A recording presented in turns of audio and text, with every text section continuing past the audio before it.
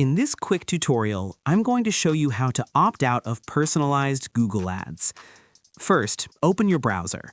Then, from the home page of your browser, navigate to the top right corner and click on your profile picture.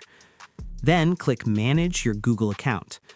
Now, in your Google account settings, go to the left sidebar and look for Data and Privacy. Click on it.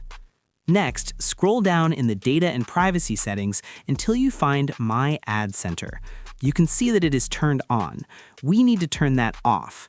To do that, just click on it, go to the top right corner where it says Personalized Ads, and click the drop-down. You'll find the Turn Off option at the bottom of the window. Click on it. Google will confirm your choice, and personalized ads will be disabled. You may still see ads, but they won't be based on your interests or activity. And that's it. That's how you opt out of personalized Google Ads. Thanks for watching.